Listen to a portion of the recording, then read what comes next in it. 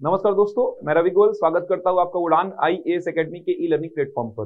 दोस्तों, आज के इस वीडियो में हम छत्तीसगढ़ सब इंस्पेक्टर भर्ती परीक्षा के प्रारंभिक परीक्षा के लिए मैथ के कुछ महत्वपूर्ण प्रश्नों पर चर्चा करेंगे।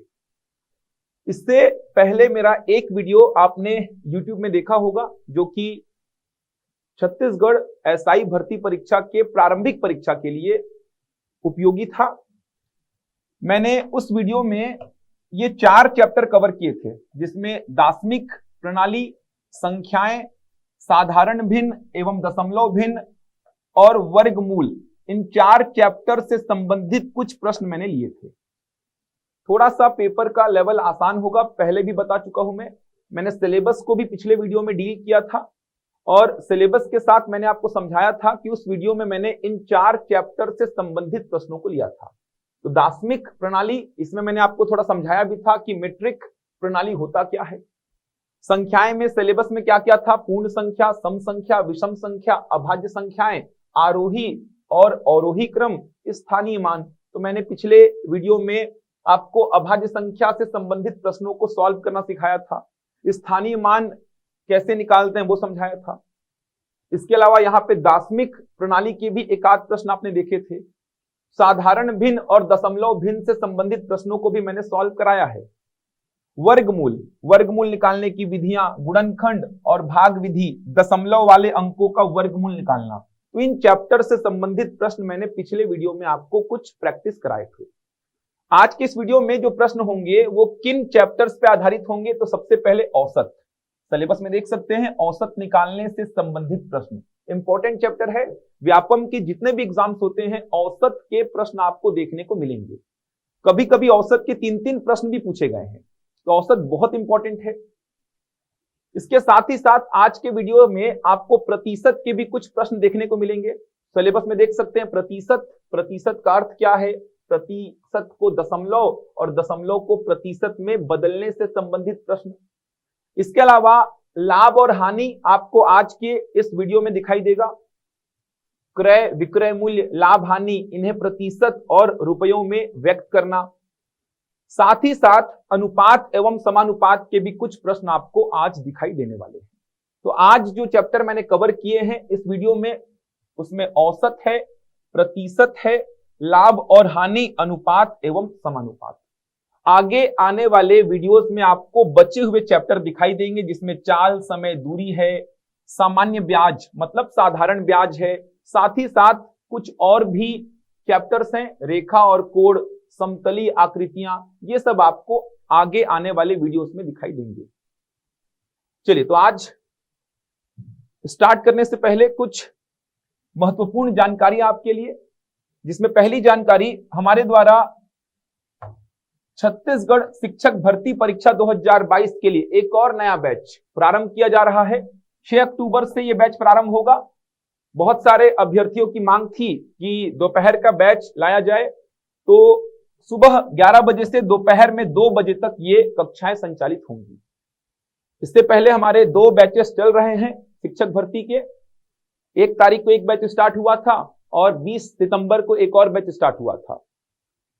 एक और नया बैच स्टार्ट हो रहा है। ये बैच स्टार्ट होगा 6 अक्टूबर से। समय वापस से बता रहा हूं, सुबह 11 बजे से दोपहर 2 बजे तक कक्षाएं संचालित होंगी। खास बात क्या है, offline plus online, live plus recorded. कहने का मतलब आप ऑफलाइन भी ज्वाइन कर सकते हैं, ऑनलाइन भी ज्वाइन कर सकते हैं। आप जिस मोड पे चाहें उस पे कक्षाएं देख सकते हैं। ऑफलाइन करने पे भी ऑनलाइन करने पे भी आपको रिकॉर्डेड वीडियोस प्रोवाइड किए जाएंगे। अगर आप कक्षाएं ऑफलाइन भी ज्वाइन करते हैं तो भी आपको प्रत्येक लाइव क्लास का रिकॉर्डेड वीडियो दिया जाएगा। ऑनलाइन वाले बच्चों को तो मिलेगा ही, जो बच्चे ऑफलाइन भी क्लास को ज्वाइन करते हैं उनको भी रिकॉर्डेड वीडियोस दिए जाएंगे। मतलब जो भी क्लास आप डेली अटेंड कर रहे हैं उसका रिकॉर्डेड वीडियो आपको दिया जाएगा। अगर कोई क्लास आप अटेंड नहीं कर पाए हैं, किसी काम के कारण आप फंस गए हैं, क्लास नहीं आ पाए हैं, या कुछ कारणवश क्लास अगर आप अटेंड नहीं कर पाए हैं, तो आपको रिकॉर्डेड वीडियोस दिए जाएंगे, जिससे आप आसानी से अच्छी तरीके से अपनी तैयारी को आगे बढ़ा सके। इसके साथ ही साथ प्रत्येक लाइव क्लास का पीडीएफ भी आपको प्रोवाइड किया जाएगा। जो भी आपको पढ़ाया जाएगा, कक्षाएं डिजिटल बोर्ड में होंगी, तो जो भी आपको पढ़ाया जाएगा उसका पीडीएफ भी आपको प्रोवाइड किया जाएगा। संपूर्ण सिलेबस का कवरेज होगा, मतलब जो भी सिलेबस है सहायक शिक्षक और शिक्षक के लिए। एक बात मैं आपको बता देना चाहता हूं, ये जो बैच संचालित होगा ये सहायक शिक्षक और शिक्षक के लिए होगा केवल। तो संपूर्ण सिलेबस का कवरेज होगा, जो भी सिलेबस है सहायक शिक्षक के लिए, जो भी सिलेबस है शिक्षक के लिए, संपूर्ण सिलेबस का कवरेज होगा। साप्ताहिक टेस्ट का आयोजन भी होगा जिससे आपकी तैयारी बहुत अच्छी तरीके से हो सके। 3 दिन का निःशुल्क डेमो क्लास है, आप ज्वाइन कर सकते हैं। तो एक बार वापस से याद दिलाना चाहता हूं, 6 अक्टूबर से प्रारंभ होगा। बहुत अच्छी अपॉर्चुनिटी है, बहुत सारे पद आने वाले हैं, 12,000 से भी ऊपर पद हैं, तो आप बिल्कुल भी इस मौके को नहीं गंवाएंगे। आप 3 दिन का डेमो क्लास देख सकते हैं, उसके बाद ही आप एडमिशन लें। तो डेमो क्लास ऑनलाइन भी देख सकते हैं, ऑफलाइन भी देख सकते हैं। इसके अलावा और अधिक जानकारी आपको चाहिए, कैसे आपको ऑनलाइन ज्वाइन करना है, कहां से आप क्लासेस देख सकते हैं, जो भी आपको जानकारी चाहिए तो आप दिए गए नंबर पर संपर्क कर लीजिए, आपको सारी जानकारी दे दी जाएगी। एक और महत्वपूर्ण जानकारी, छत्तीसगढ़ सब इंस्पेक्टर भर्ती परीक्षा जो प्री का एग्जाम होने वाला है, उसके लिए टेस्ट सीरीज स्टार्ट की जा रही है। बहुत सारे बच्चों की मांग थी, सिलेबस पूरा डिफाइन हो चुका है, पूरा पाठ्यक्रम बता दिया गया है, कहां से कितने प्रश्न आएंगे। तो उस पाठ्यक्रम को ध्यान में रखते हुए पूर्णतः नए पाठ्यक्रम पर, जो भी पाठ्यक्रम पूरा डिसाइड किया गया है, उस पाठ्यक्रम को ध्यान में रखते हुए एसआई प्री के लिए टेस्ट सीरीज आरंभ की जा रही है। 9 अक्टूबर से आरंभ होगी। 5 मेगा टेस्ट आयोजित किए जाएंगे, देख सकते हैं आप, 9 अक्टूबर, 16 अक्टूबर, 23 अक्टूबर, 30 अक्टूबर और 2 नवंबर को संपूर्ण पाठ्यक्रम होगा। जो भी पाठ्यक्रम बताया गया है उसी पे आधारित ये 5 मेगा टेस्ट होंगे। न्यूनतम फीस है, ऑनलाइन भी आप ज्वाइन कर सकते हैं केवल 99 रुपए में, ऑफलाइन फीस आप देख सकते हैं केवल 149 रुपए है। तो मात्र 149 रुपए में ऑफलाइन और 99 रुपए में ऑनलाइन आप इस टेस्ट सीरीज को ज्वाइन कर सकते हैं। समय होगा सुबह 10 बजे से 12 बजे तक, 2 घंटे का पेपर होगा। जैसा कि बताया गया सिलेबस में कि 2 घंटे का ही पेपर होगा, 100 प्रश्न पूछे जाएंगे, प्रत्येक प्रश्न होगा 3 अंकों का, तो 2 घंटे का पेपर होगा। तो जरूर इस टेस्ट सीरीज को ज्वाइन करें, आपकी तैयारी आपको समझ में आएगी, क्योंकि सिलेबस को पूरा डिफाइन कर दिया है, तो उसी पाठ्यक्रम पे पूरे टेस्ट होंगे। तो जरूर इस टेस्ट सीरीज को ज्वाइन करिए। आप अगर ऑफलाइन ज्वाइन करना चाहते हैं तो ऑफलाइन ज्वाइन कर लीजिए, ऑनलाइन भी आप ज्वाइन कर सकते हैं। अधिक जानकारी के लिए दिए गए नंबर पर संपर्क कर लीजिए, आपको सारी जानकारी दे दी जाएगी। अब आते हैं आज के मुख्य विषय पर, चलिए तो स्टार्ट करते हैं। पहला प्रश्न देखिए, औसत का आपके सामने लिखा हुआ है। ए, बी और सी 3 संख्याओं का औसत सी से 2 अधिक है। ए, बी और सी 3 संख्याएं हैं, इसका औसत 2 से, सॉरी, ए, बी और सी 3 संख्याएं हैं, इनका औसत सी से 2 अधिक है। आराम से पढ़ेंगे तो आपको समझ में आएगा कि ए, बी और सी ये 3 संख्याएं हैं, इनका औसत अगर आप निकालते हैं तो औसत सी से 2 अधिक आएगा। ए और बी का औसत 48 है। यदि डी सी से 10 कम है तो सी और डी का औसत ज्ञात कीजिए। तो बहुत अच्छा प्रश्न है, बहुत कुछ आपको सीखने को मिलेगा। पहली बात तो ये समझिए, अधिक और कम अगर आपको दिखाई दे रहा है पूरे मैथ्स में, अधिक और कम अगर लिखा हुआ आपको पूरे मैथ्स में दिखाई दे रहा है, इसका मतलब आपको अंतर देकर रखा है, अंतर देकर रखा है। बहुत इंपॉर्टेंट बात है ये, अंतर देकर रखा है। और अंतर क्या होता है, तो बड़ा डेटा में से छोटा डेटा घटाने पर अंतर आपको मिलता है। समझेंगे प्रश्न को। उससे पहले कुछ एग्जांपल्स मैं आपको बताता हूं। जैसे मैं बोला ए बी से 2 अधिक है, ए बी से 2 अधिक है, तो ए बी से 2 अधिक है, इसका इक्वेशन कैसे बनेगा। ए बी से 2 अधिक है, जैसे ही आपको अधिक दिखाई दिया या कम दिखाई दिया, आपको समझना है कि अंतर को देकर रखा है वो। तो ए बी से 2 अधिक है मतलब अंतर देकर रखा है। इसका मतलब क्या हुआ, अगर बी 10 है तो ए कितना होगा 12, अगर बी 15 है तो ए कितना होगा 17, अगर बी 20 है तो ए कितना होगा 22। कहने का मतलब बी जितना भी होगा उससे 2 अधिक कौन होगा, ए। आपको ये बिल्कुल नहीं पता कि ए और बी कितने कितने हैं, लेकिन ये पता है कि बी कितना भी होगा उससे 2 ज्यादा होगा कौन? ए। अगर बी 10 है तो ए 12 होगा, अगर बी 15 है तो ए 17 होगा, अगर बी 20 है तो ए कितना होगा? 22। कहने का मतलब इन दोनों का अंतर हर दशा में क्या होगा? 2 होगा। ये देखिए, तो यहां से अगर मैं बोलूं ए बी से 2 अधिक है तो आप इक्वेशन कैसे बनाएंगे कि सर अंतर 2 दिया है, अब किससे किसको घटाना है? तो इसको पढ़ के ये तो समझ में आ रहा है सर कि ए बी से 2 अधिक है, मतलब अधिक कौन है? ए। तो अधिक में से कम को घटाइए, ए माइनस बी बराबर 2। ज्यादा दिमाग लगाने की आवश्यकता ही नहीं है आपको। अधिक और कम पूरे मैथ्स में लिखा हुआ दिखाई दिया, मतलब अंतर देकर रखा है आपको। ए बी से 2 अधिक है मतलब ए माइनस बी बराबर 2, सीधे ऐसा लिखेंगे आप। अधिक कौन है? तो ए बी से 2 अधिक है, मतलब अधिक कौन है? ए अधिक है, इसीलिए अधिक में से कम वाले को माइनस किया हूं मैं।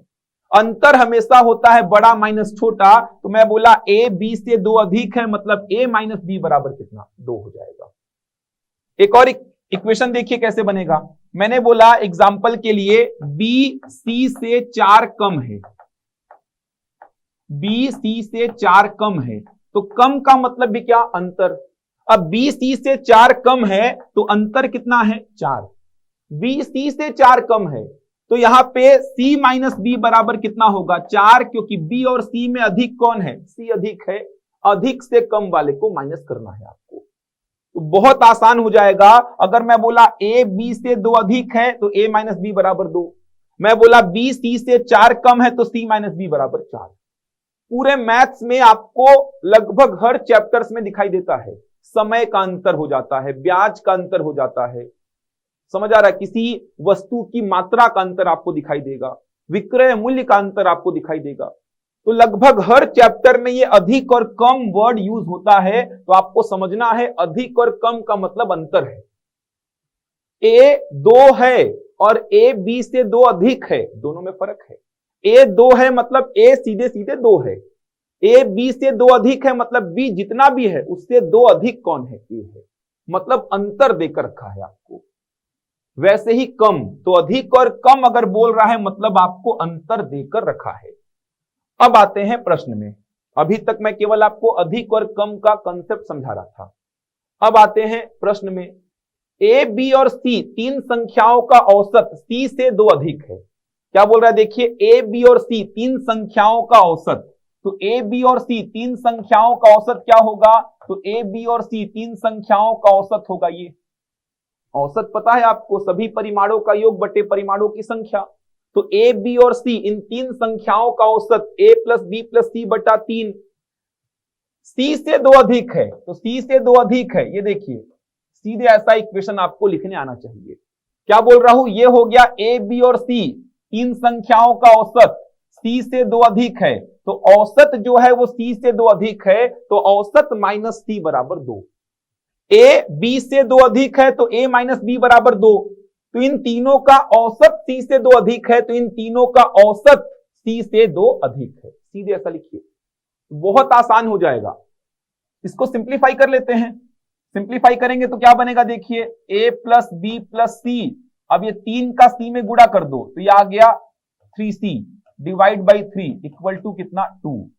और आगे सिंप्लीफाई करिए तो a plus B plus C minus 3c कितना हो जाएगा? माइनस का 2c इक्वल टू कितना? 6। इक्वेशन 1 दे दीजिए, इसको बन जाएगा। सिंप्लीफाई करते क्या किया हूं? 3 का c में गुणा किया तो 3c हो गया, अब प्लस का c माइनस का 3c कितना हो जाएगा? माइनस का 2c, और ये 3 का 2 में गुणा किया 6 आ गया।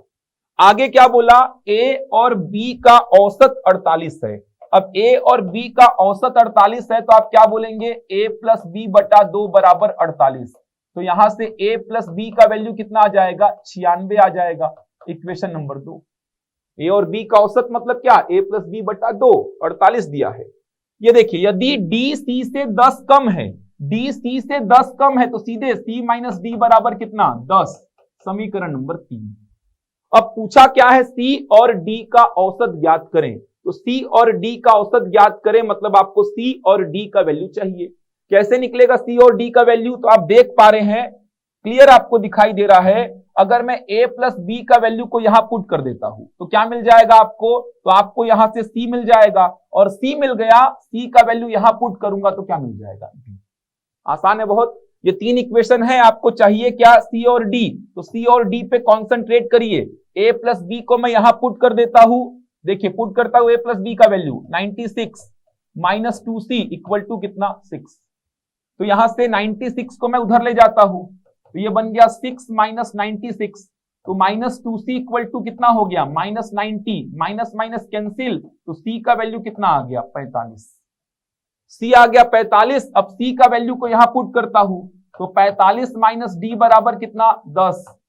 अब मैं 45 को ले जाता उधर पे, तो 10 माइनस 45 कितना हो जाएगा? माइनस का 35, माइनस माइनस कैंसिल, तो d आ गया 35, c आ गया 45। अब c और d का औसत पूछा है, तो c और d का औसत बता सकते हैं। c 45 है और d कितना है? 35। तो औसत बता दीजिए, 45 प्लस 35 बटा 2, 80 बटा 2, तो औसत कितना आ गया? 40। तो देख सकते हैं ऑप्शन में 40 है क्या? बिल्कुल ऑप्शन डी में 40 है। तो एक बार वापस से मैं बता देता हूं मैंने क्या क्या किया है। तो सबसे पहले मैंने बोला a, b और c इन तीन संख्याओं का औसत c से 2 अधिक है। तो a, b और c इन तीन संख्याओं का औसत c से 2 अधिक है। सिंप्लीफाई किया तो इक्वेशन 1 मिल गया। a और b का औसत 48 है, सिंप्लीफाई किया इक्वेशन 2 मिल गया। यदि d c से 10 कम है तो c माइनस डी बराबर 10, इक्वेशन 3। इक्वेशन 2 को इक्वेशन 1 में रखा तो c मिल गया, c को इक्वेशन 3 में रखा d मिल गया, c और d मिल गया, तो c और d का औसत कितना आ जाएगा? 40। चलिए बढ़ते हैं अगले प्रश्न की ओर। किसी कक्षा के 40 छात्रों की औसत आयु, किसी कक्षा के 40 छात्रों की औसत आयु 16 वर्ष है। कक्षा में 10 नए छात्रों के प्रवेश के बाद औसत 15 वर्ष हो जाता है। यदि नए छात्रों में से 5 की औसत आयु 11 वर्ष है तो शेष 5 नए छात्रों की औसत आयु वर्षों में ज्ञात करें। अच्छा प्रश्न है, बहुत सारे कंसेप्ट आपको समझ में आएंगे। देखिए 40 छात्रों की औसत आयु कितनी है? 16 वर्ष। औसत आयु दिया है आपको कितना? 16 वर्ष। 40 छात्रों का औसत आयु 16 वर्ष। तो ये औसत आयु 16 वर्ष का मतलब क्या हुआ? थोड़ा सा समझा रहा हूं मैं। औसत का मतलब क्या होता है थोड़ा सा समझ लीजिए, प्रश्न एकदम क्लियर हो जाएगा। मैं बोला किसी परिवार में 3 सदस्य हैं ए, बी और सी। मैं थोड़ा औसत को समझा रहा हूं। ए के पास है 5 रुपया, बी के पास है 10 रुपया और सी के पास है 15 रुपया। किसी परिवार में 3 सदस्य हैं ए, बी और सी। ए के पास 5 रुपया है, बी के पास 10 रुपया है और सी के पास 15 रुपया है। औसत क्या बोलता है? सभी मानों को जोड़कर, ये देखिए औसत क्या बोलता है? सभी मानों को जोड़कर, जोड़ दिया, सभी मानों को जोड़कर प्रत्येक व्यक्ति में बराबर बराबर बांट दीजिए। सभी मानों को जोड़कर प्रत्येक व्यक्ति में बराबर बराबर बांट दीजिए। तो 30 रुपए को 3 व्यक्ति में बराबर बराबर बांटूंगा तो ए को मिलेगा 10, बी को 10 और सी को 10। यही बराबर वाला हिस्सा क्या होता है? इसी बराबर वाले हिस्से को बोलते हैं औसत। इसी बराबर वाले हिस्से को क्या बोलते हैं आप? औसत। ये जो बराबर वाला हिस्सा है, ये जो बराबर वाला हिस्सा है, इसी को आप क्या बोलते हैं? औसत बोलते हैं। क्या बोला? वापस से बोल रहा हूं। ए के पास था 5 रुपया, बी के पास था 10 रुपया, सी के पास था 15 रुपया। औसत क्या बोलता है? सभी मानों को जोड़कर तीनों में बराबर बराबर बांट दीजिए। जो बराबर वाला हिस्सा होगा वही औसत होगा। अब एक बात समझो, मैं आपको बोल दिया ये डेटा मैं नहीं दे रहा हूं, ये भी नहीं दे रहा हूं, ये भी नहीं दे रहा हूं, मतलब ये भी नहीं दे रहा हूं आपको। ठीक, कंसेप्ट को डेवलप कर रहे हैं अपन। शुरू में मैंने क्या बोला? ए के पास 5 रुपया है, बी के पास 10 रुपया, सी के पास 15 रुपया। तो औसत क्या बोला? सभी मानों को जोड़कर प्रत्येक व्यक्ति में बराबर बराबर बांट दीजिए। जो बराबर वाला हिस्सा होगा वही औसत होगा। तो 30 रुपए को 3 लोगों में बराबर बराबर बांटेंगे तो प्रत्येक को 10, 10 और 10 मिलेगा। तो बराबर वाला हिस्सा क्या हो जाएगा? औसत। अब समझना, मैं ये 5 रुपया काट दिया, 10 रुपया काट दिया, 15 रुपया काट दिया, मतलब ये डेटा भी आपको नहीं पता है। अब मैं बोला 3 लोगों के पास औसतन कितना रुपया है? 10। 3 लोगों के पास औसतन कितना रुपया है? 10 रुपया है। तो आपको समझना है ये औसत 10 क्या है। 3 लोगों के पास औसतन 10 रुपया है, तो आपको समझना है ये औसत 10 रुपया क्या है। तो आपको इमेजिन करना है कि 3 लोगों के पास कुछ अमाउंट होगा, आपने टोटल अमाउंट निकाला होगा, इस टोटल अमाउंट को 3 लोगों में बांटेंगे तो प्रत्येक को 10, 10 और 10 मिला होगा। समझ आ रहा है। मैं ये डेटा आपको नहीं दिया हूं, ये भी नहीं दिया हूं, ये भी नहीं दिया हूं, तो ये भी नहीं पता आपको। मैं केवल क्या बता दिया, औसत वाला डेटा आपको दे दिया कि 3 लोगों के पास औसतन 10 रुपया है। तो आपको समझना है कि ये औसतन 10 रुपए का मतलब क्या है। तो आप बोलेंगे 3 लोगों के पास टोटल अमाउंट होगा, मेरे को नहीं पता है जी, ये मेरे को नहीं पता, लेकिन इस टोटल अमाउंट को 3 लोगों में बराबर बराबर बांटूंगा तो प्रत्येक को 10, 10 और 10 मिलेगा, क्योंकि औसत का मतलब होता है बराबर वाला हिस्सा। कुल मान को प्रत्येक व्यक्ति में बराबर बराबर बांटते हैं, जो बराबर वाला हिस्सा आता है वही औसत होता है। तो मैं बोला 3 लोगों के पास औसतन 10 रुपया है, तो आपको समझना है कि 3 लोगों का टोटल रुपया आया होगा, इस टोटल रुपया को 3 लोगों में बराबर बराबर बांटे होंगे तो प्रत्येक को 10, 10 और 10 मिला होगा। तो आपको अगर मैं औसत दे दिया तो आप क्या बोले, प्रत्येक को 10, 10 और 10 मिला होगा, तो ये टोटल तो आप बता सकते हैं ना। तो ये टोटल कितना होगा, 30 रुपया। अलग अलग कितना है, ए के पास कितना, बी के पास कितना, सी के पास नहीं बता सकते। लेकिन अगर मैं औसतन बोल दिया 10 रुपया है 3 लोगों के पास, तो आपको तुरंत दिमाग में क्लिक करना है कि 3 लोगों का टोटल अमाउंट होगा, टोटल को 3 लोगों में बराबर बराबर बांटे होंगे तो प्रत्येक को 10, 10 और 10 मिला होगा, तो 3 लोगों का टोटल कितना हो गया, 30। अलग अलग मेरे को नहीं पता कि ए के पास कितना, बी के पास कितना, सी के पास कितना, नहीं पता, लेकिन टोटल कितना होगा, 30। ये होता है औसत का मतलब। तो अभी तो मैं प्रश्न में आया ही नहीं हूं, प्रश्न समझाऊंगा, लेकिन प्रश्न को समझने से पहले जितना हो सकता है, मतलब लिमिटेड समय है मेरे पास, उस समय में जितना हो सकता है मैं आपको एक्सप्लेन कर रहा हूं। पूरे चैप्टर को डील नहीं कर सकता मैं, तो जितनी बातें मैं बता सकता हूं उतनी बातें मैं आपको बता रहा हूं। चलिए अब आते हैं प्रश्न में। किसी कक्षा के 40 छात्रों की औसत आयु 16 वर्ष है। अब समझो ये औसत आयु 16 वर्ष कैसे आया होगा। अब आपके दिमाग में चलेगा, आप बोलेंगे सर 40 छात्रों का टोटल आयु आया होगा, 40 छात्रों का टोटल आयु आया होगा।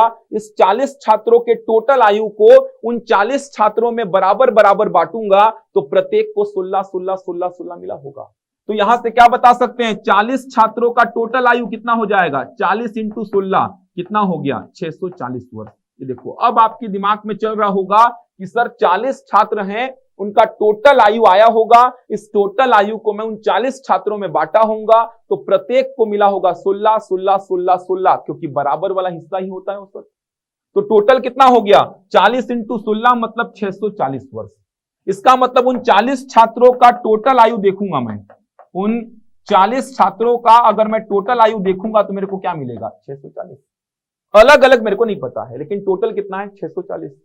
अब बोला कक्षा में 10 नए छात्रों के प्रवेश के बाद औसत 15 हो जाता है। तो कक्षा में 10 नए छात्र आए तो कितने हो गए, 50। इनका औसत 15 दिया है तो 50 इंटू 15 टोटल कितना हो गया, 750 वर्ष। कक्षा में 10 नए छात्र आए, पहले 40 थे, 10 नए आए तो 50, 50 छात्रों का औसत 15 तो टोटल कितना, 750। अब आपको यह समझना है कि यहां से यहां पे जो वृद्धि हो रही है, आपको समझना क्या है, 640 वर्ष है 40 छात्रों का टोटल, 40 वही हैं, 10 नए आए तो टोटल कितना हो गया, 750। मतलब ये जो वृद्धि हुई है 110 वर्ष की, आपको समझना है ये 110 वर्ष क्या है, तो ये 110 वर्ष है नए 10 छात्रों की कुल आयु, नए 10 छात्रों की कुल आयु, ये आपको समझना है। एकदम आसान है यार। 40 छात्रों का टोटल 640 है, 10 नए आए तो टोटल हो गया 750। तो 640 से जो इंक्रीज हुआ 110, वो 110 क्या है, 10 नए छात्रों का टोटल आयु। अब आगे क्या बोला, यदि नए छात्रों में से 5 की औसत आयु 11 वर्ष है, बहुत आसान हो गया। नए छात्रों में से 5 का औसत दिया है 11, तो 5 का टोटल कितना हो गया, 55 हो गया। 5 का औसत दिया है 11 तो 5 का टोटल कितना हो गया, 55। तो नए 10 छात्रों की टोटल आयु 110 है, उसमें से 5 का टोटल कितना है, 55, तो शेष 5 का टोटल कितना बचेगा, 55 वर्ष। शेष 5 का टोटल कितना, 55। तो अब शेष 5 का टोटल 55 है तो एवरेज कितना हो जाएगा, 55/5 कितना हो गया, 11 वर्ष। आंसर क्या आ जाएगा 11। केवल औसत में जोड़ घटाव गुणा भाग है। पूरा ओरली सॉल्व कर सकते हैं। कैसे ओरली सॉल्व करूंगा मैं बोला 40 का औसत 16 है, औसत समझा दिया क्या होता है। तो 40 का औसत 16 है, मतलब 40 का टोटल 640। 50 का औसत कितना है 15, तो 50 का टोटल हो गया 600 कितना 750। तो जो इंक्रीज हुआ है 110 वो 10 नए छात्रों के कारण हुआ है। तो 10 नए छात्रों का टोटल हो गया 110। इसमें से 5 का टोटल 55, तो शेष 5 का टोटल 55 और शेष 5 का टोटल 55, तो औसत कितना 11। आंसर हो गया 11 वर्ष। अगला क्वेश्चन देखते हैं क्या है। 3 वर्ष पहले, देखिए क्या बोल रहा है, 3 वर्ष पहले एक परिवार के 5 सदस्यों की औसत आयु 17 वर्ष थी। 3 वर्ष पहले की बात है, एक परिवार के 5 सदस्यों की औसत आयु 17 वर्ष थी। एक बच्चे के जन्म के बाद आज भी वर्तमान में भी परिवार की औसत आयु वही है बोलने का मतलब 17 वर्ष ही है जो पहले थी। तो बच्चे की वर्तमान आयु ज्ञात करें। बहुत आसान सा प्रश्न है। देखिए कंफ्यूज केवल क्या कर रहा है, 3 वर्ष पहले बोल के। तो 3 वर्ष पहले एक परिवार के 5 सदस्यों की औसत आयु 17 वर्ष थी। औसत का मतलब समझ में आ गया है।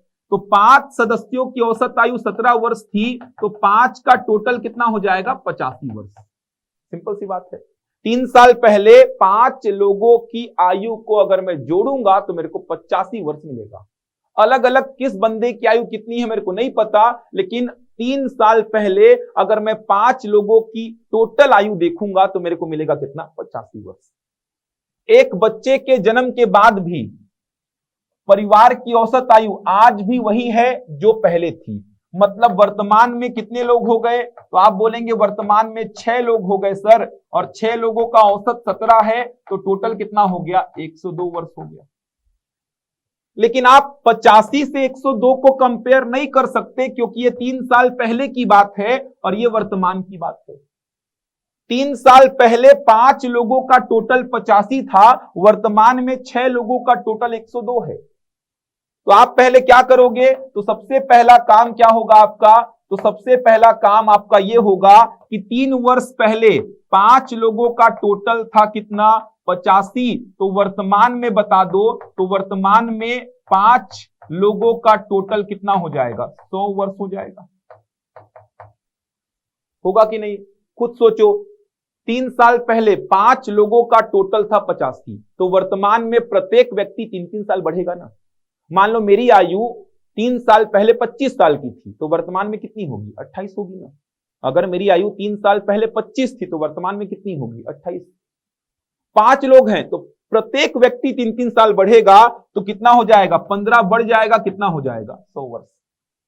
तो 5 लोगों का टोटल 3 साल पहले 85 था, तो वर्तमान में कितना होगा 100, और वर्तमान में 5 वही है, एक बच्चा आ गया, तो 6 लोगों का टोटल 102। तो जो वृद्धि हुआ है 2 वर्ष का उस बच्चे के कारण हुआ है, तो बच्चे की आयु कितनी हो जाएगी 2 साल हो जाएगी।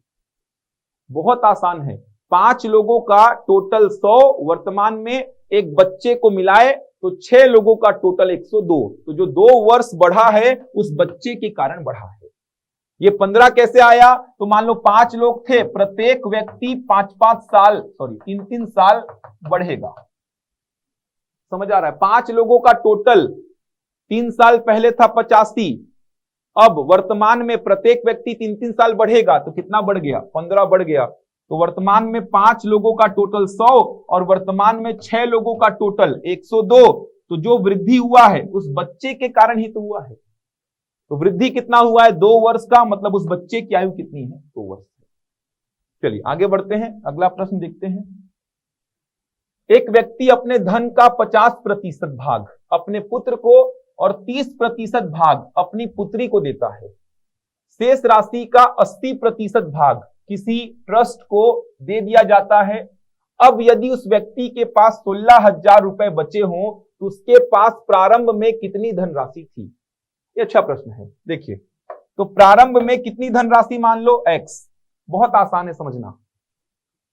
एक छोटा सा कंसेप्ट ये समझो, x रुपए में अगर मैं 20% का कमी कर दिया, कमी का मतलब क्या खर्च, x रुपए में 20% का कमी कर दिया तो आपके पास जो पैसा बचेगा उसको मैं क्या बोलूंगा, शेष राशि या बचत। x रुपए है आपके पास, उसमें मैं 20% का कमी कर दिया। अब एक बात समझेंगे, कोई भी डेटा अपने आप में क्या होता है 100%। ये x अपने आप में 100% है, ये देखिए x का 100% क्या होगा, x ही तो होगा।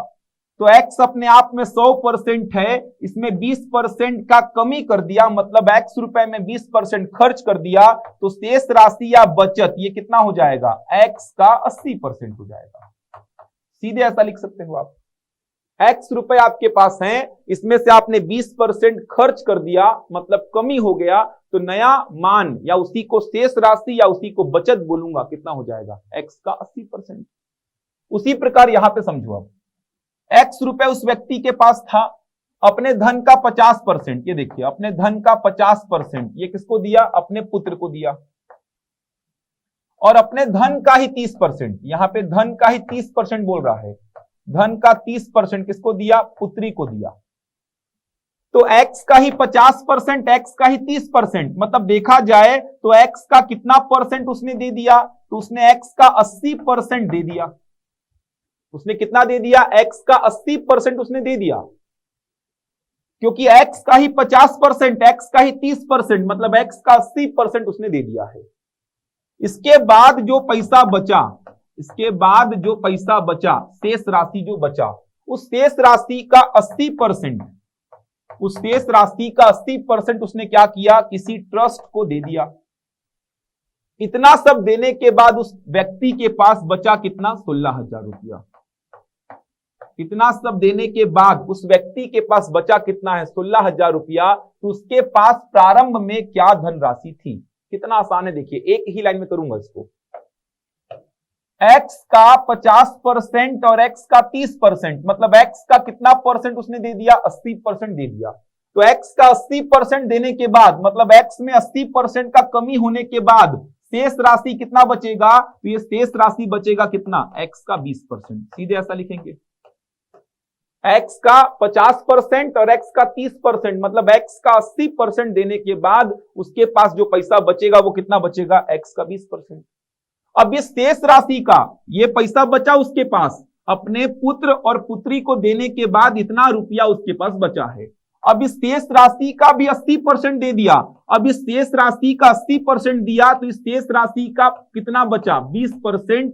ये बचत आपको कितना दिया हुआ है, 16,000। ये देखिए एक लाइन में इक्वेशन बनेगा, x का 50% और x का 30%, मतलब x का 80% दे दिया तो शेष राशि कितना बचा, x का 20%, और इस शेष राशि का 80% दिया तो इस शेष राशि का 20% बचा, और ये बचत कितना है, 16,000। निकाल लीजिए यहां से x का वैल्यू, 2 जीरो से 2 जीरो कट कर दीजिए, x बराबर 16,000 गुणा 100 बटा 2 गुणा 2, 2 अठे 16, 2 से कट करिए, 2 चौको 8, कितना आ जाएगा यहां से, 4 लाख आ रहा है क्या, 40,000। देख लीजिए जो भी आ रहा हो, एक जीरो कम ज्यादा वो आपका काम है भाई। अगर मेरे से मिस्टेक हो जाता है तो वो खुद से सुधार लिया करिए कैलकुलेशन में, क्योंकि बहुत पास होता है बोर्ड तो थोड़ा सा कैलकुलेशन में मिस्टेक हो जाता है, एक आध जीरो कम ज्यादा लग जाता है, तो वो आप लोग मैनेज कर लिया करो देख के आप लोग। तो एक बार वापस से मैं देख लेता हूं कहीं मेरे से गलती तो नहीं हुई है। 2 जीरो से 2 जीरो कैंसिल हो गया, 16,000 गुणा कितना 100, 16,000 ही बोला है ना, देख लीजिए 16,000 बचा है, तो 16,000 गुणा 100 बटा 2 गुणा 2, 2 से कट किया कितने बार जाएगा, 8,000 बार, 2 से कट किया 4,000 बार, 4,000 इंटू 100, 4 लाख आ जाएगा। तो आंसर कितना आ जाएगा, 4 लाख। एक ही इक्वेशन आपसे बनेगा, ये देखिए ये इक्वेशन आप बनाइए, प्रश्न खत्म हो जाएगा। छोटे छोटे कंसेप्ट सीखने हैं, फंडामेंटल बेसिक कोई तो सीखना होता है। यदि एक शहर की जनसंख्या 64,000 है और वह 10% प्रति वर्ष बढ़ती है तो 3 वर्ष बाद शहर की जनसंख्या क्या होगी। ये भी अच्छा प्रश्न है, आसान है। देखिए एक बात ये समझेंगे, हर साल 10% बढ़ता है। बहुत सारे बच्चे क्या गलती करते हैं यहाँ पे, वो बोलेंगे सर हर साल 10% बढ़ रहा है, तो वो क्या करते हैं 10%, 10%, 10%, वो 30% लिख देते हैं। और वो क्या करेंगे, 64,000 में बोलेंगे सर 30% बढ़ गया, 64,000 में 30% बढ़ गया तो 64,000 का सीधे कितना लिख देंगे, वो 130% लिख देंगे। सिंप्लीफाई करेंगे तो आंसर कुछ आएगा, ऑप्शन में मिलेगा लेकिन गलत होगा। फिर वो ऑप्शन में मिल जाएगा लेकिन वो गलत होगा। क्यों गलत होगा, उसका कारण को समझना। बोल रहा है हर साल बढ़ रही है 10%। कहने का मतलब ये हुआ, देखो वर्तमान में कितना है 64,000, इसमें 10% बढ़ा तो 64,000 का कितना हो गया 110%। कितना आसान है, देखो वर्तमान में, ये वर्तमान है, वर्तमान में 64,000 है, इसमें 10% बढ़ा तो एक साल बाद कितना हो गया 64,000 का 110%। ये एक साल बाद की जनसंख्या है, इसको कैलकुलेट मत करो। इसमें 10% बढ़ेगा तो इसका कितना हो जाएगा 110%। ये हो गया 2 साल के बाद की जनसंख्या। समझ आ रहा है, ये 64,000, इसमें 10% बढ़ा, एक साल बाद की जनसंख्या है ये, इसमें 10% बढ़ेगा, नए वैल्यू में बढ़ेगा 10%, तो इसमें 10% बढ़ेगा तो इसका 110%। ये हो गया 2 साल के बाद जनसंख्या। इसमें वापस से 10% बढ़ेगा तो इसका 110%। ये हो गया 3 साल के बाद जनसंख्या। मतलब 10% का वृद्धि 64,000 पे लगा, लेकिन अगले 10% का वृद्धि ये वाले डेटा पे लगा, और अगले 10% का वृद्धि ये वाले डेटा पे लगा। जबकि यहां पे आपने पूरे 30% का वृद्धि किस पे लगा दिया है 64,000 पे, इसीलिए गलत आ रहा है। इसको सिंप्लीफाई करेंगे क्या आएगा, देखिए 2 जीरो से 2 जीरो कैंसिल, 2 जीरो से 2 जीरो कैंसिल, 2 जीरो से हो गया 2 जीरो कैंसिल। 64 इंटू 11 का क्यूब, 11 का क्यूब क्या होगा 1331, तो 1331 का 64 में गुणा कर दो, 4 एकम 4, 4 त्रिका 12, 4 त्रिका 12 और 1 13, 4 एकम 4 और 1 5, 6 एकम 6, 6 त्रिका 18, 6 त्रिका 18 और 1 19, 6 एकम 6 और 1 7, ये हो गया 4, ये हो गया 8, 8 और 3 11, 10 और 5 15, 85,184। ऑप्शन बी आप देख पा रहे हैं। अलग अलग से कैलकुलेट करने की कोई आवश्यकता नहीं है, आप सीधे बोलो 64,000 था, 10% बढ़ा, 64,000 का 110%। आप x में 10% का वृद्धि करोगे तो नया मान क्या आएगा, अभी समझाया था, वृद्धि करोगे तो x अपने आप में 100% है, 10% वृद्धि करोगे तो x का 110%। तो 64,000 है, इसमें 10% का वृद्धि हुआ तो इसका 110%, ये हो गया 1 साल बाद। इसमें 10% का वृद्धि हुआ तो इसका 110% 2 साल के बाद। इसमें 10% का वृद्धि हुआ, इसका 110% 3 साल के बाद। कितना आ गया 85,184। तो आंसर हो जाएगा ऑप्शन बी। चलिए बढ़ते हैं अगले प्रश्न की ओर। देखिए बोल क्या रहा है, रेनू अपनी आय का 20% बचाती है। रेनू जो है वो अपनी आय का, जो भी उसकी आय होगी, आय का 20% बचाती है। यदि उसके व्यय में 20% की वृद्धि होती है और आय में 29% की वृद्धि होती है तो उसकी बचत में वृद्धि का प्रतिशत ज्ञात करें। तो उसकी बचत में वृद्धि का प्रतिशत आपको बताना है। अब एक बात समझो, प्रतिशत वृद्धि, इसका फॉर्मूला आपने पढ़ा होगा, ऐसा कुछ समझाऊंगा कहां से आता है। प्रतिशत वृद्धि का फॉर्मूला होता है कुल वृद्धि। जैसे एग्जांपल के लिए 15 रुपया से आपके पास हो गया 20 रुपया, आपके पास 15 रुपया था, वो कितना हो गया 20 हो गया, तो वृद्धि हो रहा है 5 रुपए का। लेकिन आपको बताना क्या है प्रतिशत वृद्धि। तो प्रतिशत वृद्धि कैसे निकालते हैं, कुल वृद्धि बटा प्रारंभिक मान इंटू कितना 100%। और कुल वृद्धि कैसे निकालेंगे, तो कुल वृद्धि देख पा रहे हैं 5 रुपए का, तो कुल वृद्धि कैसे निकालेंगे, अंतिम मान माइनस प्रारंभिक मान, अंतिम मान माइनस प्रारंभिक मान बटा प्रारंभिक मान, प्रारंभिक मान इंटू 100%। यह होता है वृद्धि का प्रतिशत, वृद्धि का प्रतिशत, यह फॉर्मूला बनता है। एक्चुअल में यह फॉर्मूला कहां से आता है समझो एक बात। 15 रुपया से 20 रुपया हो गया, तो यहां पे प्रतिशत वृद्धि अगर आप निकालते हो, 15 रुपया से 20 रुपया हो गया, तो प्रतिशत वृद्धि कैसे निकालोगे, कुल वृद्धि अंतिम माइनस प्रारंभिक। क्यों, क्योंकि अंतिम ज्यादा होगा तो अंतिम माइनस प्रारंभिक। प्रारंभिक मान कितना 15 इंटू कितना 100, यह आएगा प्रतिशत वृद्धि।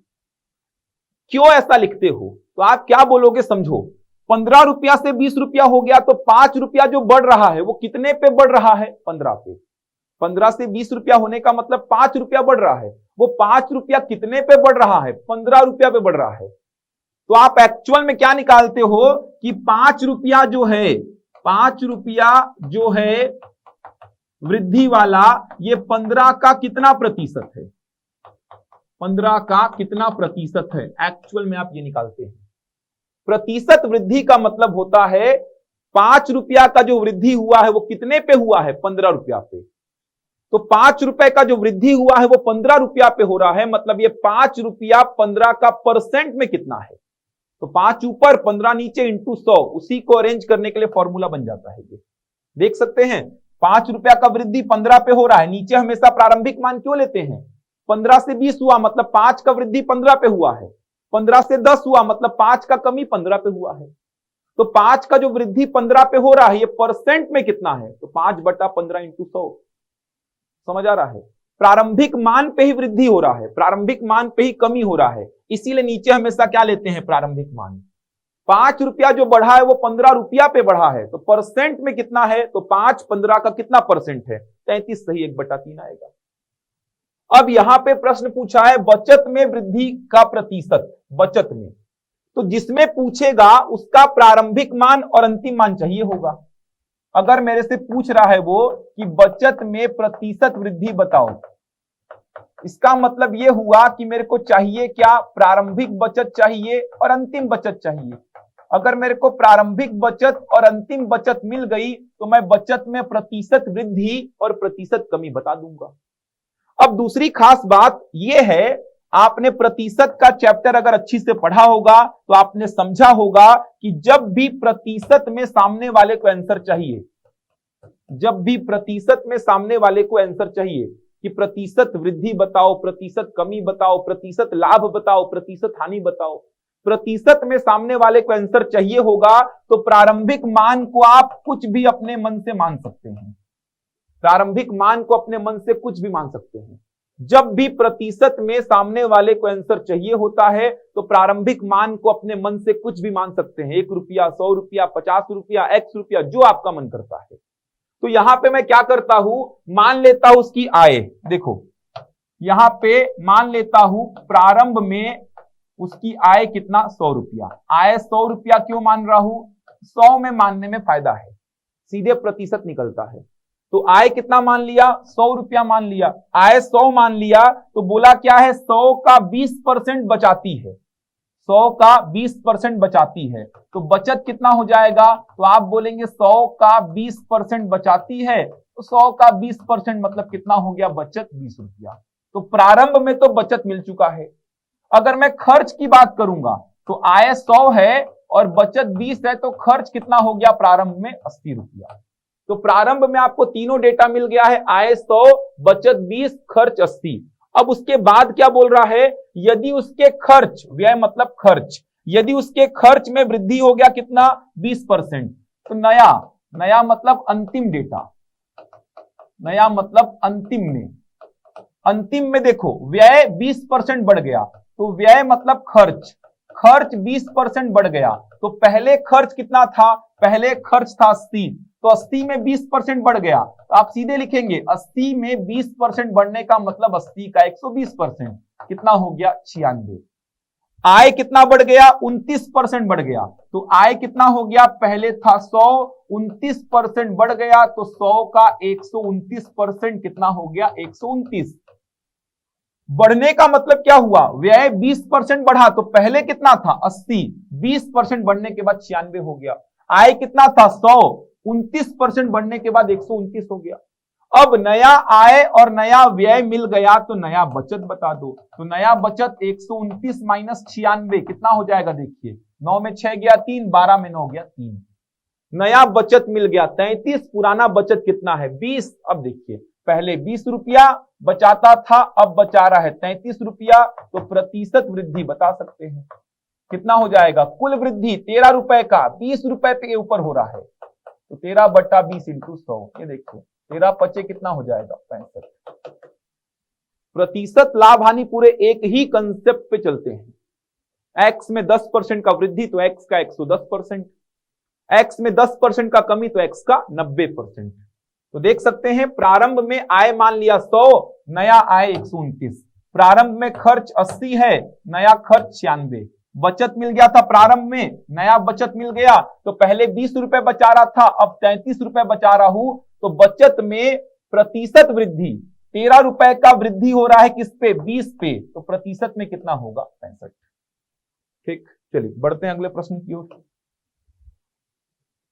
किसी वस्तु के अंकित मूल्य पर 35% की छूट देने के बाद के विक्रय मूल्य तथा 20% और 15% की दो क्रमिक छूटों के बाद के विक्रय मूल्य का योगफल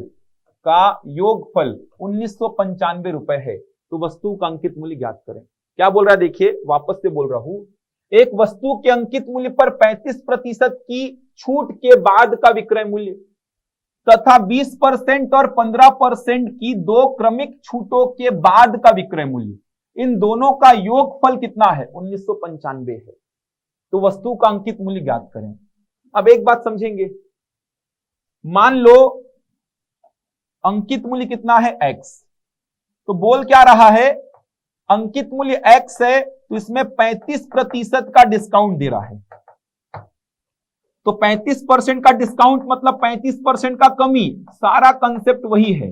x में 35% का डिस्काउंट देने का मतलब x में 35% का कमी कर रहा है, तो x में 35% का कमी करेगा तो x का कितना हो जाएगा? 65%।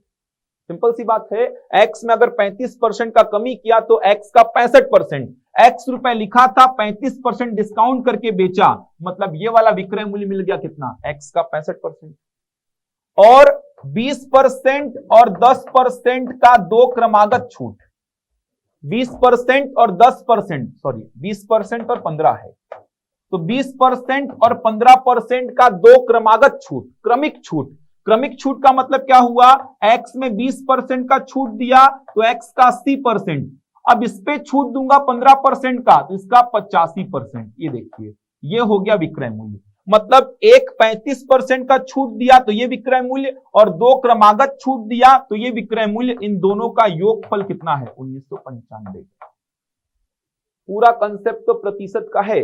मैं बोला x रुपए है, इसमें 35% का डिस्काउंट दिया तो x का 65% हो गया, 20% और 15% का दो क्रमागत डिस्काउंट दिया तो ये हो गया विक्रय मूल्य, इन दोनों का योगफल कितना है? 1995। अब इसको सिंप्लीफाई करके x निकाल देना, वही आपका आंसर होगा।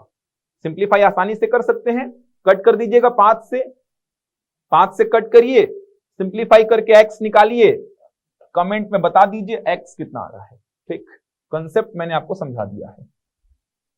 देखिए अगला क्वेश्चन क्या है, ये अच्छा प्रश्न है, पटवारी के एग्जाम में इसको पूछा था, इस प्रकार का एक प्रश्न पटवारी के एग्जाम में भी पूछा था। क्या बोल रहा है? एक व्यक्ति 1 रुपए में 9 कलम खरीदता है, 50% का लाभ प्राप्त करने के लिए उसे 1 रुपए में कितनी कलम बेचनी होगी? एक व्यक्ति 1 रुपए में 9 कलम खरीदता है, मतलब 9 कलम का क्रय मूल्य दिया है, 9 कलम का सीपी दिया है कितना? 1 रुपए। ठीक, अब एक बात समझिए, लाभ का परसेंट कितना है? 50%, लाभ का परसेंट है 50%। 9 कलम का सीपी दिया है 1 रुपए, लाभ का परसेंट है 50%। अब एक बात समझो, यहां से मैं निकाल लेता हूं एसपी। 9 कलम का सीपी 1 रुपए है, तो 9 कलम का एसपी कितना हो जाएगा? तो सीपी पे 50% का लाभ, 50% का लाभ का मतलब आपने सीपी को 50% बढ़ा दिया है। सीधे ऐसा सोचो, क्रय मूल्य 1 रुपए है, लाभ का परसेंट 50 है, मतलब 1 रुपए में मैंने 9 कलम खरीदी है, 50% लाभ लेके बेच रहा हूं, मतलब 1 का 150%, इतने पे 9 कलम मैंने बेच दिया। कितना आ रहा है? देखिए ये 3/2 रुपया, ये आ गया एसपी। ये एसपी कितने कलम का है? 9 कलम का है। ये देखिए 3/2 रुपया में मैं 9 कलम बेचूंगा, 9 कलम बेचूंगा। 9 कलम का सीपी 1 रुपया है, तो ये जो एसपी निकला है ये भी कितने कलम का होगा? 9 कलम का, मतलब 3/2 रुपया में 9 कलम बेचूंगा, तब जाके लाभ कितना होगा? 50%। तो बोल क्या रहा है? 1 रुपए में कितना बेचेगा? तो यहां से बता दीजिए 1 रुपया में कितना बेचेगा? तो 9 गुणा 2/3 कलम, ₹1 में कितना बेचेगा, देख सकते हैं 3 तरीका 9, 3 दूनी 6 कलम। तो ₹1 में कितना बेचेगा, 6 बेचेगा। तो आंसर हो जाएगा 6। आसान सा प्रश्न है। 9 कलम का भी आपको दिया है कितना, ₹1, तो 9 का CP 1 दिया है तो SP कितना होगा 3/2, क्योंकि 50% का प्रॉफिट, 50% का प्रॉफिट मतलब आपने ₹1 में 50% का वृद्धि कर दिया है। तो 9 कलम का SP हो गया 3/2, मतलब 3/2 रुपया में अगर वो 9 कलम बेचेगा तब जाके प्रॉफिट मिलेगा 50%। तो 3/2 रुपया में 9 कलम बेच रहा है तो ₹1 में कितना बेचेगा, 6 कलम बेचेगा। तो अच्छा प्रश्न है, इसको व्यापम पूछ भी चुका है। अगला देखिए, अगला प्रश्न क्या है। एक व्यापारी एक वस्तु को 20% के लाभ पर बेचता है। यदि वह उस वस्तु को 40% अधिक दाम पर खरीदता है तथा ₹24 कम में बेचता है तो उसे 20% की हानि होती है। वस्तु का क्रय मूल्य कितना है। यह भी अच्छा प्रश्न है। सेम ऐसा ही एक प्रश्न पूछा गया था फूड इंस्पेक्टर के एग्जाम में। सेम ऐसा ही प्रश्न, इसी प्रकार का एक प्रश्न था। क्या बोल रहा है, एक वस्तु को 20% के लाभ पे बेचता है, तो ₹X में खरीद के लाया, इस वस्तु को मैं 20% के लाभ पर बेच दिया। ये देखिए 20% का लाभ, 20% का लाभ मतलब मैंने क्या किया, इस पे 20% का वृद्धि कर दिया। ये देखिए ₹X में खरीद के लाया, 20% के लाभ पर बेचा, मतलब मैंने 20% का वृद्धि कर दिया। इतने में खरीद के लाया और इतने रुपए में मैं वस्तु को बेच दिया हूं। अब आगे क्या बोल रहा है, यदि वह उस वस्तु को 40% अधिक दाम पर खरीदता, मतलब ये क्रय मूल्य था पुराना वाला, इसको चेंज करने बोल रहा है। अब X में ना खरीद कर वो 40% अधिक में खरीदा होता, मतलब वस्तु को खरीदेगा कितने में, X का 140% में। मान लो पहले मैं वस्तु को 100 में खरीदा हूं, अब मैं बोल रहा हूं 40% अधिक पर खरीदा होता, मतलब 100 का 140% मतलब ₹140 में खरीदा होता। तो ₹X में पहले वस्तु को खरीदा था, अब उसके 40% अधिक पर खरीदा, मतलब X का 140% पर, और 20% की हानि पर बेचा हूं। ये देखिए 20% की हानि पर बेचा हूं, तो 20% की हानि का मतलब क्या हो जाएगा, जो भी क्रय मूल्य है उस पे 20% का हानि मतलब उसका 80%। ये देखिए इतने पे बेचा, तब जाके मेरे को ₹24 यहां पे क्या मिल रहा है, कम। ये देखिए वापस से कम लिखा गया, ₹24 क्या मिल रहा है, कम। पहले खरीदा इतने में, बेचा इतने में। अब इमेजिन कर रहा हूं 40% अधिक पर खरीदा होता, 20% हानि पर बेचा हूं, हानि मतलब इसका 80%, तब जाके मेरे को ₹24 क्या मिल रहे हैं, कम मिल रहे हैं। इसको सिंप्लीफाई कर लो, 2 जीरो से 2 जीरो कैंसिल, 14 8 कितना हो जाएगा, 112x/100। इसका मतलब ये वाला जो विक्रय मूल्य है ये वाले से ₹24 कम है, मतलब दोनों का अंतर कितना लिखेंगे आप, 24। ये देखिए दोनों का अंतर कितना लिख दीजिए आप, ₹24 लिख दीजिए। कितना आ जाएगा यहां से, 8x/100 बराबर 24, 8 से कट करिए 3, तो x का वैल्यू कितना हो जाएगा, 300। तो आंसर आ जाएगा ऑप्शन बी। अधिक और कम बोलने का मतलब अंतर आपको देकर रखा है। देखिए अगला प्रश्न क्या बोल रहा है, जब x को 9, 15, 21 और 31, जब x को 9, 15, 21 और यहां पे और है 31 में से प्रत्येक में जोड़ा जाता है तो प्राप्त संख्याएं समानुपात होगा। यहां पे प्राप्त संख्याएं समानुपात में होती हैं, तो संख्या 3x-2 और 5x+4 के बीच मध्यानुपात ज्ञात कीजिए। मीन प्रोपोर्शन बोलते हैं, ये देखिए मीन प्रोपोर्शन, मीन प्रोपोर्शन बोलते हैं मध्यानुपात को। बोल क्या रहा है, x को जब 9, 15, 21 और 31 में प्रत्येक में जोड़ा जाता है तो प्राप्त संख्याएं समानुपात में होती हैं। तो सबसे पहले तो आपको x फाइंड करना पड़ेगा, x मिल जाएगा, उसके बाद इन दोनों का वैल्यू फाइंड करना पड़ेगा x पुट करके, उसके बाद दोनों का मध्यानुपात निकालना है। तो पहले x फाइंड करते हैं। क्या बोल रहा है, x को इन चारों में जोड़ा जाता है, तो ये हो गया 9 + x, ये हो गया 15 + x, ये हो गया 21 + x और ये हो गया 31 + x। ये देखिए चारों में जोड़ दिया x को, तो प्राप्त संख्याएं समानुपात, समानुपात का मतलब 2 अनुपात समान। ये देखिए 2 अनुपात समान, समानुपात का मतलब हो जाएगा 2 अनुपात क्या होगा, समान। तो 2 अनुपात को क्या कर दिया, समान। जब x को इन चारों में जोड़ा जाता है तो प्राप्त संख्याएं समानुपात में होती हैं। तो 9 में जोड़ा, 15 में जोड़ा, 21 में जोड़ा, 31 में जोड़ा, प्राप्त संख्याएं समानुपात में हो गई। अब यहां से x निकालना है तो 9 प्लस एक्स का मल्टीप्लाई करना है 31 प्लस एक्स में, और 15 प्लस एक्स का मल्टीप्लाई करना है 21 प्लस एक्स में।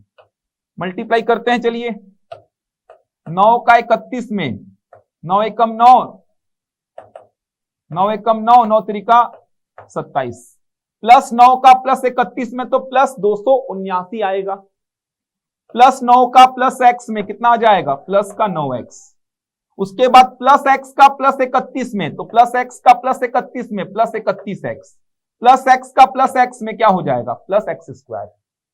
सबसे पहले मैंने क्या किया, 9 का 31 मतलब प्लस 9 का प्लस 31 में प्लस 279, प्लस 9 का प्लस एक्स में प्लस 9x, प्लस एक्स का प्लस 31 में प्लस 31x, प्लस एक्स का प्लस एक्स में तो प्लस एक्स स्क्वायर, प्लस 15 का प्लस 21 में, 15 एकम 15, 15 दूनी 30 और 1 31, प्लस 15 का प्लस एक्स में तो प्लस 15x, प्लस एक्स का प्लस 21 में तो प्लस 21x, प्लस एक्स का प्लस एक्स में प्लस एक्स स्क्वायर। अब दोनों साइड से एक्स स्क्वायर कैंसिल कर दीजिए, ये हो गया 279, 31 और 9 कितना हो गया 40, इधर पे 315, ये कितना हो गया 36 हो गया। एक्स वाले को एक साइड ले आओ तो ये हो गया 40x माइनस 36x, 315 में से 279 को घटा दो तो ये कितना हो गया 4x, कितना बचेगा देखिए यहाँ पे 36 बचेगा क्या, 315 में 279 घटाएंगे, 15 में 9 गया 6, 10 में 7 गया 3, तो x का वैल्यू कितना आ गया 9, x का वैल्यू आ गया 9, x मिल गया 9। अब x 9 मिल गया तो इन दोनों का वैल्यू निकालो, 3x माइनस 2, तो x का वैल्यू 9 मिल गया तो 9 त्रिका 27 में 2 गया 25, 5x प्लस 4, x का वैल्यू 9 मिल गया तो 9 पचे 45 और 4 49, 45 और 4 कितना 49, दो संख्याएं मिल गई आपको 25 और 49। अब आपको पता होगा दो संख्याओं का मध्यानुपाती कैसे निकालते हैं, तो दोनों को गुणा करके उसका वर्गमूल निकाल देते हैं। दो संख्याओं का मध्यानुपाती कैसे निकाला जाता है, दोनों का गुणा करके वर्गमूल निकालो, तो 25 का वर्गमूल 5, 49 का वर्गमूल 7, तो मध्यानुपाती कितना आ गया 35। अलग अलग वर्गमूल बता सकते हैं आप। तो व्यापम में इस लेवल का प्रश्न बहुत बार बना है, वो केवल x का वैल्यू पूछता है, ये मैंने यहां पे ऐड कर दिया है कुछ नया प्रश्न, वो केवल x का वैल्यू पूछता है। वो क्या बोलेगा, वह छोटी से छोटी संख्या बताओ जिसको 9, 15, 21 और 31 में प्रत्येक में जोड़ने पर प्राप्त संख्याएं समानुपात में हो। तो वो केवल आपसे क्या पूछेगा, x का वैल्यू पूछेगा। लेकिन मैंने ऐड कर दिया कि x का वैल्यू बताओ पहले, उसके बाद इन दोनों का वैल्यू बताओ, फिर दोनों का मध्यानुपाती बताओ। तो दो संख्याओं का मध्यानुपाती कैसे निकालते हैं, अगर a और b का मध्यानुपाती निकालना है तो दोनों को गुणा करके वर्गमूल लगा दीजिए, ये होता है मध्यानुपाती। अगर केवल x पूछता तो ऑप्शन से ही सॉल्व हो जाता। अगर केवल x पूछता कि वह संख्या बताओ जिसको इन चारों में जोड़ने पर प्राप्त संख्याएं समानुपात में हो, ऑप्शन से ही सॉल्व कर लेते आप।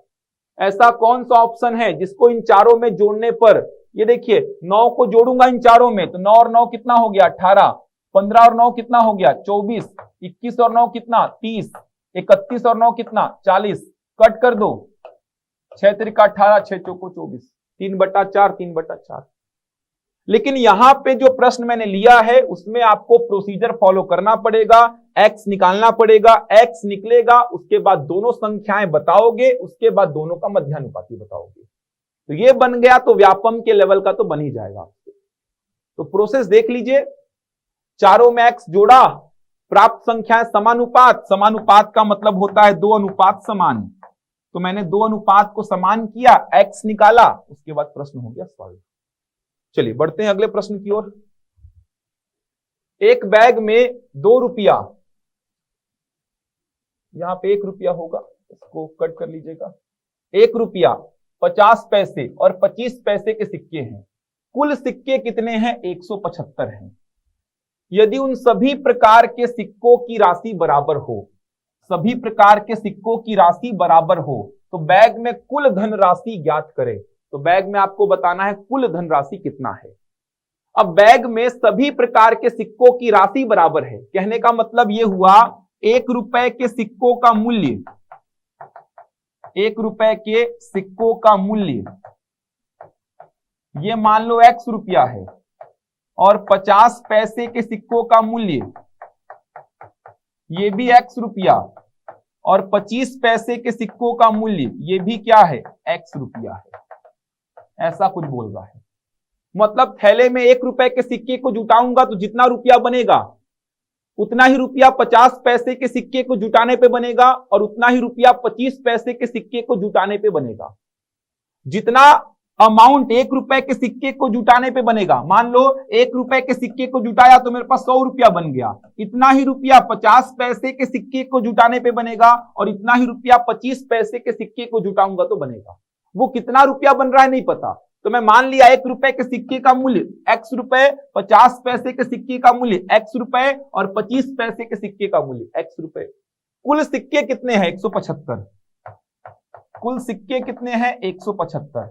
अब एक बात समझो, कुल सिक्के 175 हैं। अब एक बात समझो, 1 रुपए के सिक्के का मूल्य कितना है, x रुपए। 1 रुपए में 1 रुपए का एक सिक्का लगता है। 1 रुपए में 1 रुपए का सिक्का कितना यूज होता है, 1। तो x रुपए में कितना सिक्का यूज होगा, x इंटू 1। कितना आसान है।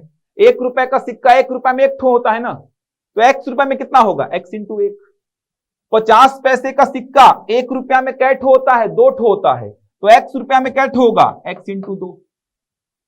25 पैसे का सिक्का 1 रुपया में 4 ठो होता है, तो x रुपया में कै ठो होगा, x इंटू 4। ये देखिए, ये हो गए 1 रुपए के सिक्कों की संख्या, 50 पैसे के सिक्कों की संख्या, 25 पैसे के सिक्कों की संख्या। टोटल सिक्के कितने हैं, 175।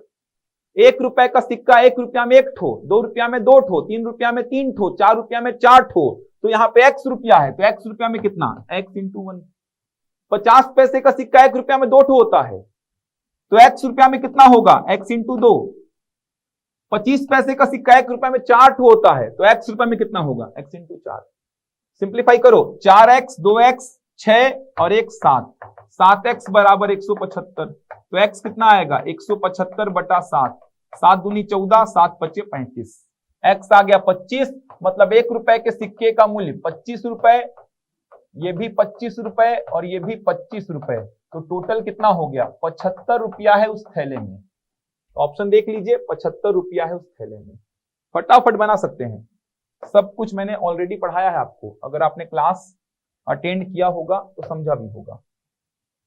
a प्लस बी अनुपात b प्लस सी अनुपात c प्लस a, इसका वैल्यू आपको दिया है 7 अनुपात 6 अनुपात 5। a plus B plus C का वैल्यू आपने पता है 27, तो इसका वैल्यू पूछ रहा है 1/a अनुपात 1/b अनुपात 1/c। अब एक बात समझिए, 2 स्टेटमेंट आपको दिए गए हैं, तो सबसे पहला काम आपको पता ही नहीं है a प्लस बी कितना है, तो मान लो 7k। b प्लस सी कितना है नहीं पता, 6k।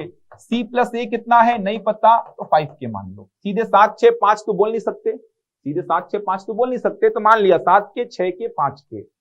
अब सेकेंड स्टेटमेंट आपको दिया है क्या, a प्लस बी प्लस सी बराबर 27। आपको चाहिए a b c का मान, तो a b c का मान चाहिए, इसका मतलब पहले तो मेरे को k चाहिए ना, k मिलेगा तो a प्लस बी मिल जाएगा, a प्लस बी यहां रखूंगा तो c मिल जाएगा, b प्लस सी मिल जाएगा तो यहां रखने पे a मिल जाएगा, c प्लस a मिल जाएगा तो यहां रखने पे b मिल जाएगा। तो पहले k चाहिए, तो k कहां से मिलेगा, तो ये वाले का काम तो खत्म, क्योंकि आपने k मान लिया। अब यहीं से k मिलेगा, यहीं से जुगाड़ होगा k का। तो कैसे जुगाड़ होगा सोचो, आपको चाहिए a प्लस बी प्लस सी, आपको चाहिए a प्लस बी प्लस सी, तीनों को जोड़ देता हूं, तीनों को जोड़ूंगा तो a और a कितना हो गया 2a, b और b 2b, c और c 2c बराबर 7 6 13 5 18। अब 2 को कॉमन निकाल दीजिए, बचा कितना a प्लस बी प्लस सी बराबर कितना 18। a plus B plus C का वैल्यू दिया है कितना 27 बराबर 18 के, तो k का वैल्यू 27 दूनी 54 बटा 18, 18 तिया 54, तो k मिल गया आपको कितना 3। सोच पा रहे हैं क्या कर रहा हूं। सबसे पहले आपने क्या किया, पहले वाले स्टेटमेंट से आपने k मान लिया, तो a का वैल्यू आपने माना 7k, sorry a plus B का value 7k, b plus C का value 6k, c plus a का वैल्यू 5k। अब इसका काम तो खत्म, आपने के मान लिया, इससे तो के निकलेगा नहीं, तो के कहां से निकलेगा? के लिए रिस्पॉन्सिबल कौन होगा? ये होगा, और कुछ तो है नहीं मेरे पास। इसका काम खत्म, अब के देगा। ये कैसे देगा के? तो a प्लस बी प्लस सी बोल रहा है, मतलब आपको क्या करना है, कहीं से a plus B plus C का जुगाड़ करना है। तीनों को जोड़ दिया तो a और a हो गया 2a, b और b हो गया 2b, c और c हो गया 2c। 2 को बाहर निकाला, a प्लस बी प्लस सी पता है, तो k मिल गया कितना? 3। के 3 मिल गया तो फटाफट a प्लस बी बता दो। तो a प्लस बी कितना हो गया? 21, b प्लस सी कितना हो गया? 18, और c प्लस a कितना हो गया? 15। आएगा ना? 7 गुणा 3 21, 6 गुणा 3 18, 5 गुणा 3 15। अब एक बात समझो, a प्लस बी प्लस सी पता है, इसमें से a प्लस बी को घटाऊंगा तो सीधे c मिलेगा कितना? 6। कैसे मिलेगा? a plus B plus C 27 है, उसमें से a प्लस बी को घटाया तो कितना बचा? 6। a plus B plus C 27 है, उसमें से b प्लस सी 18 घटाया तो a कितना मिलेगा? 27 minus 18 9। a plus B plus C 27 है, उसमें से a प्लस सी घटाया तो सीधे b मिलेगा कितना? 27 माइनस 15 12 मिलेगा। a b c मिल गया, तो आपको चाहिए क्या? 1/a, 1/b और 1/c। अब ये तो आंसर में रहेगा नहीं, इसको सिंप्लीफाई करना है। कैसे करेंगे? एलसीएम लेंगे 36, 9 चौको 36, 12 तिया 36, 6 छंग 36, 4 3 6, ये हो जाएगा आपका आंसर। ऑप्शन सी देख सकते हैं आप। तो अच्छा प्रश्न है। सेम ऐसा ही एक प्रश्न पटवारी वाले एग्जाम में पूछा गया था, वहां पे केवल उसने क्या पूछा था? सी का वैल्यू, याद होगा आपको, तो केवल उसने सी का वैल्यू पूछा था, मैंने थोड़ा सा ऐड कर दिया है। देखिए क्या बोल रहा है, 50 लीटर की एक मिश्रण में अल्कोहल और पानी का अनुपात दिया है 1:4। यदि 10 लीटर मिश्रण को निकाल लिया जाता है और 10 लीटर पानी डाल दिया जाता है, तब अल्कोहल तथा पानी का क्रमशः नया अनुपात क्या होगा? बहुत बढ़िया प्रश्न है। गलतियां यहां पे क्या होती हैं? अगर मैं बोलता हूं इस बर्तन में 50 लीटर मिश्रण है अल्कोहल और पानी का, जिसमें अनुपात क्या है? 1:4 है, अनुपात है 1:4। इसमें से 10 लीटर मिश्रण निकाल दो, इसमें से 10 लीटर मिश्रण निकाल दो। अभी पानी मत मिलाओ, पहले 10 लीटर मिश्रण निकाल दो। तो जब 10 लीटर मिश्रण निकालोगे तो इसमें कितना लीटर मिश्रण बचा है? 40 लीटर मिश्रण बचा है। अब एक खास बात क्या है? वो खास बात ये है, अनुपात कितना रहेगा? 1:4 ही रहेगा। अभी मैंने बाहर से कुछ मिलाया ही नहीं है। मैंने बोला 50 लीटर मिश्रण था, इसमें से 10 लीटर मिश्रण मैंने निकाल दिया तो बचा 40 लीटर मिश्रण। इस 40 लीटर मिश्रण में अनुपात क्या है? 1:4 है। यह अनुपात तब चेंज होगा जब बाहर से मिलाऊंगा मैं अल्कोहल या पानी। मैंने केवल इस बर्तन से 10 लीटर मिश्रण निकाल दिया, आप इसके 50 लीटर मिश्रण को 10 अलग अलग बर्तन में डाल दो, सब बर्तन में अनुपात क्या रहेगा? 1:4। यह अनुपात तभी चेंज होगा जब बाहर से अल्कोहल या पानी मिलाओगे। तो मैं अभी ये 10 लीटर पानी नहीं मिलाया हूं, मैंने केवल क्या बोला? 10 लीटर मिश्रण को निकाल दिया। तो 10 लीटर मिश्रण निकाला तो बचा कितना? 40। अब इस 40 में पहले बता दो अल्कोहल कितना है। 40 में पहले बता दो अल्कोहल कितना, तो बता पाओगे अल्कोहल कितना? अल्कोहल 1/5 × 40, ये तो कर लोगे। अल्कोहल कितना? 8। पानी कितना? तो आप बताओगे पानी 4/5 × 40, तो पानी कितना? 32। तो आपने बताया 10 लीटर मिश्रण निकालने के बाद जो 40 लीटर का मिश्रण बचा है उसमें अल्कोहल 8 और पानी 32। अब मिलाओ पानी, समझ आ रहा? अब पानी मिलाओ। अब पानी मिलाओगे तो अल्कोहल तो 8 ही है, पानी 32 था, 10 मिला दिए तो पानी कितना हो गया? 42। कट करो, 2 चौको 8, 2 दूनी 4, 2 एकम 2, 4:21। ये देखो आंसर तुरंत मिलेगा, 4:21। तो जब भी मिश्रण को निकालने वाला प्रश्न आएगा तो पहले मिश्रण को निकाल लेना। शुरू में अल्कोहल कितना, वाटर कितना, कोई मतलब नहीं है। मिश्रण को जब निकाल ही रहे हो तो शुरू में अल्कोहल कितना, वाटर कितना, कोई मतलब ही नहीं है। तो पहले आप मिश्रण को निकाल देना, निकालने के बाद मिलाना मत अभी पानी। 40 लीटर मिश्रण बचा है, उसमें भी अनुपात क्या रहेगा? सेम रहेगा। यह अनुपात तभी चेंज होता है जब बाहर से कुछ मिलाओगे। तो इस 40 लीटर में भी 1:4 होगा, तो अल्कोहल कितना 8, पानी कितना 32, मतलब इस 40 लीटर में अल्कोहल 8, पानी 32। अब पानी मिलाओ, तो अब पानी मिलाओगे तो पानी कितना हो गया 42। ठीक, चलिए देखते हैं अगला क्वेश्चन क्या है। ए, बी और सी की आय का अनुपात 1:3:4 है। यदि उनकी आय क्रमशः 5%, 10% और 15% बढ़ाई जाए तो बढ़ी हुई आय का अनुपात ज्ञात करें। तो मैंने प्रतिशत के कंसेप्ट आपको बहुत सारे समझा दिए हैं, आसानी से बन जाएगा। चूंकि अनुपात ही पूछ रहा है तो यहां पे सीधे सीधे 1, 3 और 4 में ही काम कर सकते हैं। आप चाहे तो मान लीजिए 1K, 3K, 4K, लेकिन फाइनली आपसे अनुपात ही तो पूछ रहा है, तो के मानने की आवश्यकता नहीं है। 1, 3, 4 में ही काम कर लीजिए। ए की आय 5% बढ़ा दिए तो सीधे ऐसा लिख सकते हैं, ए का 105%, एक का 105%, बी का बढ़ा दिए 10%, सीधे क्या लिखिए 3 का 110%, और सी का बढ़ा दिए 15%, तो सीधे क्या लिखिए 4 का 115%। 100 कैंसिल हो गया, 5 से कट कर दीजिए, 5 दूनी 10, 5 एकम 5, 5 दूनी 10, 5 दूनी 10, 5 दूनी 10, 5 त्रिका 15, गुणा करिए, ये हो गया 21, ये हो गया 66, और ये हो गया कितना 4 त्रिका 12, 4 दूनी 8 और 1 9। ये आगे और कैंसिल नहीं होगा, 21, 66, 92। ये तो बहुत आसान प्रश्न है, ये इस पूरे लेक्चर का सबसे आसान प्रश्न है। यदि किसी भिन्न के अंश में 60% की वृद्धि और हर में 40% की वृद्धि होती है तो परिणामी भिन्न 16/63 हो जाता है। तो आपसे मूल भिन्न पूछा है, तो वो मूल भिन्न क्या होगा वो आपसे पूछ रहा है। तो परसेंटेज से लिंक होके बहुत सारे क्वेश्चंस बन रहे हैं, और आप देख पा रहे हैं वृद्धि वाले बहुत सारे कंसेप्ट आ रहे हैं, कमी वाले बहुत सारे कंसेप्ट आ रहे हैं। तो मूल भिन्न को मान लीजिए x/y, मूल भिन्न मतलब शुरू में जो भिन्न है उसको मान लीजिए आप कितना x/y।